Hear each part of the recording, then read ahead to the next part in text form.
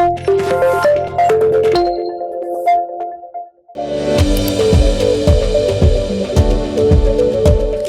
I am Dr. Balraj Naidu, robotic joint replacement surgeon at Onus Robotic Hospitals, Hyderabad. Today we will discuss one of the most important topic. It is heel pain. చాలా మంది patients bed నుంచి కిందికి దిగగానే కాళ్ళు కింద పెట్టడానికి చాలా ఇబ్బంది పడుతుంటారు.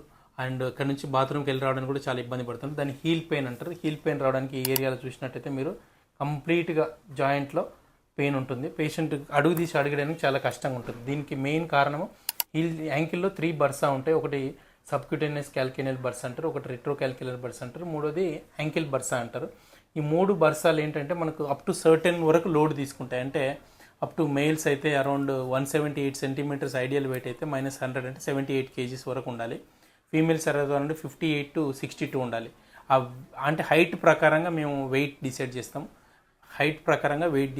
అంటే 178 సెంటీమీటర్స్ హైట్ ఉన్నట్టయితే -100 అంటే 78 కేజీస్ మాత్రమే ఉండాలి. ఫీమేల్స్ అనుకోండి 160 సెంటీమీటర్స్ అంటే 60 కేజీస్ వెయిట్ మాత్రమే ఉండాలి. దాన్ని దాటిన తర్వాత ఎక్కువ కేజీస్ వెయిట్ పెడితే ఈ బర్సా అనేది లోడ్ తీసుకోదు. అంటే it's like air bag to the car, ఎట్లాగో మనకు కూడా air bag to the ankle అన్నట్టు. అప్పుడు ఒకవేళ వెయిట్ పెరిగినట్టయితే ఆర్ బాడీలో విటమిన్ D3 తగ్గినట్లయితే ఇది ఒక చిన్న ముళ్ళులాగా ఫామ్ అవుతుంది. అంటే స్పర్, అంటే హీల్ స్పర్ అంటారు. అప్పుడు పేషెంట్ పొద్దున్న లేచి అడుగుదాం అంటే చెప్పు కింద రాయి వేసినట్లుంటుంది. సో ఇవన్నిటిని అవాయిడ్ చేయాలంటే రెగ్యులర్గా ఎక్సర్సైజ్ చేసి ఈ మజిల్ని స్ట్రెంథెన్ చేసుకోవాలి. వెనకాల వచ్చే అచిలిస్ టెండన్, గ్యాస్ట్రోనిమస్ మజిల్స్ అంటారు, అవి స్ట్రెంథెన్ చేసుకోవాలి. అండ్ హీల్ ఫుట్వేర్ వాడాలి. అంటే కంపల్సరీగా 24 mm ఉన్న హీల్ వాడాలి, చాలా మెత్తగా ఉండాలి. Or else they can put some kinds of insoles which will protect the heal.